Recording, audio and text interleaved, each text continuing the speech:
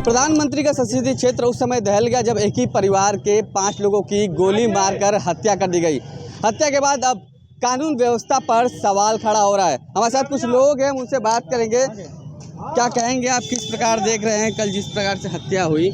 जिस प्रकार से कल हत्या हुई, मैं किशन सेठ घोर निंदा करता हूँ, क्योंकि 80 भदैनी जो है विश्वविख्यात है, बनारस का शहर, और ऐसे शहर में जो है 5-5 लोग की हत्या होना एक सवालिया निशान खड़ा करता है शासन प्रशासन और सरकार पे भी। और इस हत्या की वजह से जो है हमारे शहर का व्यापारी, जस्ट सटा हुआ ही हमारा जो है चौक क्षेत्र है, व्यापारी भी भयभीत हैं, जनता भी भयभीत है। जिस तरह का माहौल है, हमारे यहाँ प्रधानमंत्री भी हैं देश के, बनारस में कमिश्नरेट की व्यवस्था है, LIU की व्यवस्था है, सारी व्यवस्थाएं आज चरम पे हैं। आप देख रहे हैं जिस तरह से हत्या हुई है। नहीं, जिस तरह से हत्या हुई है वो पुलिस का काम क्या है कि अभी जांच करेंगे, पकड़ेंगे, ये मायने नहीं रखता है। मायने ये रखता है कि पूरे प्रदेश में जिस तरीके से माहौल चल रहा है, बहराइच के मामले क्या कहेंगे आप, तो जिस तरह से माहौल चल रहा है उससे एक भय का माहौल व्याप्त है और जनता में जो है एक डर का माहौल। सर, क्या कहेंगे कल जिस हिसाब से एक ही परिवार के 5-5 लोगों की हत्या हो जा रही है गोली मारकर, कैसे देख रहे पूरा घटनाक्रम? देखिए, बहुत ही हतप्रभ करने वाली और पुलिस के पूरे कार्यप्रणाली पे सवाल उठाने वाला वाकया है। एक ही शहर में और मोदी जी के संसदीय क्षेत्र में योगी जी जिस शहर में, एक हिसाब से हम लोग जब से योगी जी CM बने हैं, हम लोग उत्तर प्रदेश की राजधानी भी वाराणसी को ही मान रहे हैं, क्योंकि योगी जी हफ्ते में 3 दिन बनारस में ही रहते हैं। तो एक प्रकार से वाराणसी जो है पूरे उत्तर प्रदेश की पिछले 10 साल से अघोषित राजधानी बनी हुई है और काम भी हो रहे हैं, वो अलग वाकया है। लेकिन जहाँ पे CM का फ्रिक्वेंट दौरा हो रहा हो, मोदी जी भी महीने 2 महीने पे एक विजिट कर रहे हो और पूरे शासन प्रशासन पे लगाम लगाने का प्रयास कर रहे हो, इसका मतलब है कि वो असर नीचे स्तर तक नहीं है। ग्राउंड लेवल पे जनता को जो पुलिसिंग का लाभ मिलना चाहिए वो नहीं मिल रहा है। उसके पीछे कारण सीधा सा है, ये तो हत्या पर्सनल पारिवारिक एमिनिटी में हुई है, लेकिन इसके पीछे वजूहात में आप जब जाएंगे तो पाएंगे कि राजेंद्र गुप्ता ने भी मर्डर किए थे और उसके राइवलरी में ये मर्डर हुआ है, जो लेटेस्ट अपडेट अभी आ रही है। तो पारिवारिक राइवलरी को में जो मर्डर होते हैं उस पर पुलिस को सीधा आरोप नहीं लग सकता कि पुलिस फेल थी, लेकिन असलहा कहाँ से आए, शूटर कहाँ से आए, ये शूटर असलहे के साथ हार्ट ऑफ द सिटी में कैसे पहुंच गए, इसका मतलब ये हुआ कि पुलिस कहीं जांच नहीं कर रही है। आप असलहा लेके भेलूपुर थाने में भी चले जाएंगे तो आपकी चेकिंग नहीं होगी। और ये बनारस की कचहरी है, यहाँ तो अभी 23 नवंबर को बम ब्लास्ट हुआ था, खाली पुलिस खड़ी रहती है, कोई सिस्टम कोई चेकिंग नहीं है। विश्वनाथ मंदिर के अलावा पूरे बनारस में आप वो कर देंगे, अभियान चलाएंगे तो अभियान में आप थोड़ा सा चेकिंग कर देंगे। ये तो आपको हमेशा हर सस्पेक्ट आदमी को चेक करना चाहिए, रास्ता उसकी ID चेक कीजिए और प्रेम से चेक कीजिए उसको। लेकिन बनारस में कोई चेकिंग नहीं है। असलहा लेके आप कहीं भी आ जा सकते हैं, जब आ जा सकते हैं तो मर्डर कर सकते हैं। भ्रष्टाचार पे बोलना कम, कहना ज़्यादा है। आप समझिए कि पुलिस 100% करप्ट हो चुकी है, ईमानदार अधिकारी खोजे नहीं मिलेगा। प्रभाकर चौधरी और अजय मिश्रा, हालिया अजय मिश्रा और प्रभाकर चौधरी 2-3 बढ़िया SSP आए। मेरा मोदी जी से, योगी से करबद्ध विनीत स्वर में, कातर स्वर में यही प्रार्थना है कि कमिश्नरेट सिस्टम वापस ले लें और ये जो 15 IPS को ले जाएं, कहीं और बैठा दें।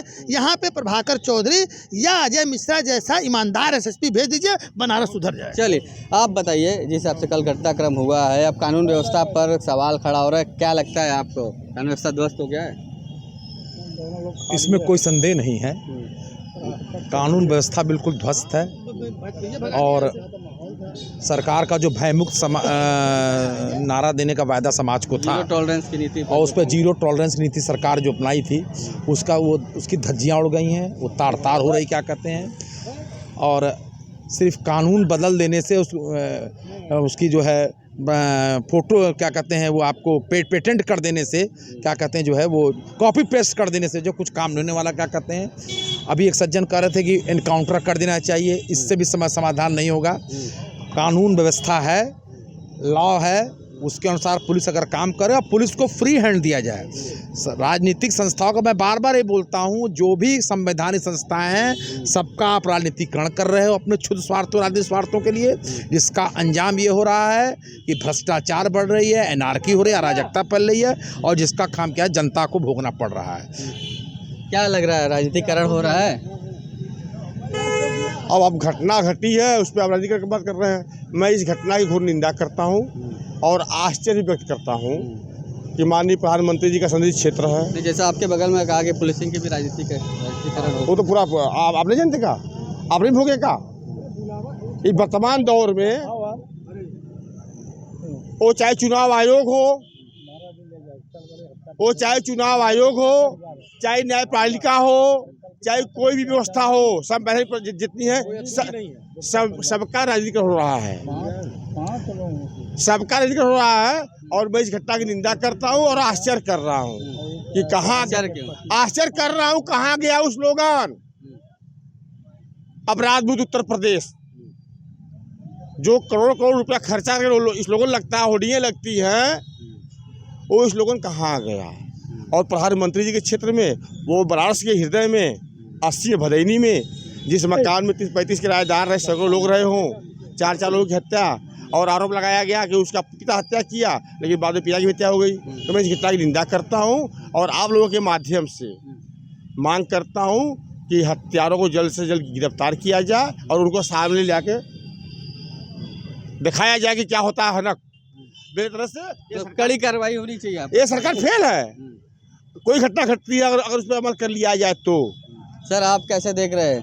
प्रधानमंत्री जी अक्सर बनारस आते हैं, मुख्यमंत्री जी अक्सर आते हैं, उसके बावजूद भी इस तरह की घटना को आप कैसे देख रहे हैं? ये बड़ा चिंता का विषय है कि बनारस में जो है 5 हत्याएँ हुई है।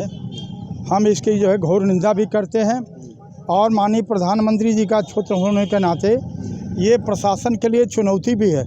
इस घटना का पर्दाफाश होना चाहिए और दोषियों को कड़ी से कड़ी सज़ा मिलनी चाहिए।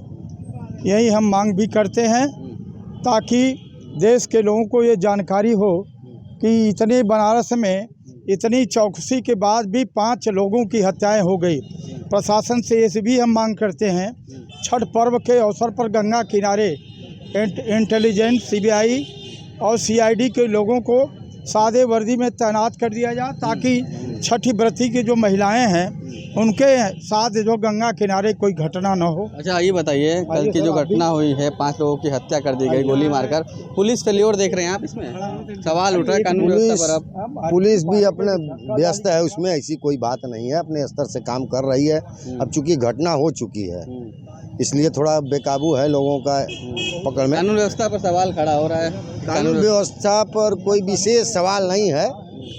कानून व्यवस्था कोई भी रहेगा तो ऐसा ही होगा। जब घटना हो गई है तो उसके बाद तो बहुत सा चिल्लाने से कोई फ़ायदा नहीं है। अब जो उसमें जो उचित हो उसको किया जाए। तो देखिए, तमाम जो लोगों से हमारी बात हुई, उनका कहना है कि कहीं ना कहीं कानून व्यवस्था पर सवाल खड़ा हो रहा है। लोगों का कहना है कि पुलिस इस पूरे मामले में फेल्योर था, तभी इस प्रकार की बड़ी घटना वाराणसी में घटी। STP के लिए वाराणसी से सत्यन कुमार नंदा। यूपी की हर खबर देखने और उनसे अपडेट रहने के लिए हमारे चैनल श्रेष्ठ यूपी को सब्सक्राइब और लाइक करें। साथ ही बेल आइकन को दबाना ना भूलें, जिससे हमारे हर वीडियो की जानकारी आप तक पहुंचती रहे।